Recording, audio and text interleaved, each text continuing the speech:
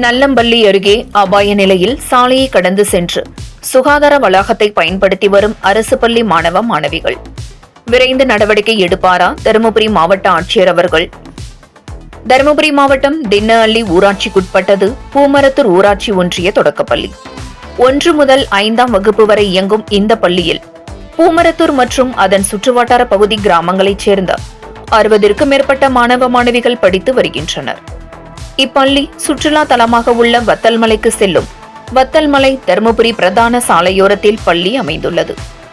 இப்பள்ளி மாணவ மாணவிகளுக்கான சுகாதார வளாகம் பள்ளி வளாகத்திற்குள் இல்லாமல் பள்ளிக்கு எதிரே உள்ள வத்தல்மலை தருமபுரி சாலையை அபாய நிலையில் கடந்து சென்று பள்ளி மாணவ மாணவிகள் பயன்படுத்தும் வகையில் உள்ளது சுகாதார வளாகம்.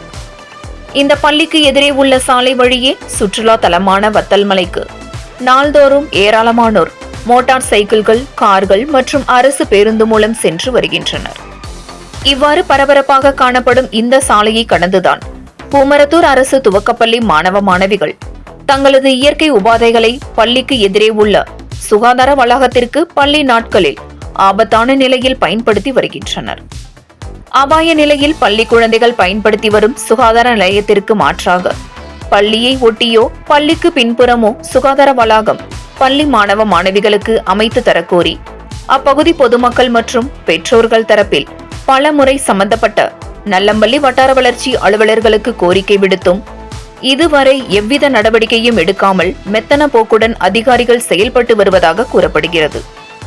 மாற்று ஏற்பாடு செய்யும் வரை அபாய நிலையில் சாலையை கடந்து சென்று சுகாதார வளாகத்திற்கு சென்று வரும் பள்ளி குழந்தைகளை பாதுகாப்பை சம்பந்தப்பட்ட பள்ளி ஆசிரியர்கள் கண்காணிக்க வேண்டும் என பெற்றோர்கள் தரப்பில் கோரிக்கை விடுத்துள்ளனர். தருமபுரி மாவட்ட ஆட்சியர் சதீஷ் அவர்கள் உரிய கவனம் செலுத்தி சாலையை கடந்து அபாய நிலையில் சுகாதார வளாகத்திற்கு சென்று இயற்கை உபாதை கழித்து வரும் பள்ளி குழந்தைகளின் பாதுகாப்பு நலன் கருதி உடனடியாக பள்ளியை ஒட்டி சுகாதார வளாகம் கட்டித்தர நடவடிக்கை எடுப்பதுடன் பள்ளி குழந்தைகளின் பாதுகாப்பில் மெத்தனம் காட்டும் பிடிஓ மீதும் தக்க நடவடிக்கை எடுக்க வேண்டும் என அப்பகுதி பொதுமக்கள் மற்றும் பெற்றோர்கள் தரப்பில் இவ்வாறு கோரிக்கை விடுத்துள்ளனர். விரைந்து நடவடிக்கை எடுப்பாரா தருமபுரி மாவட்ட ஆட்சியர் அவர்கள்?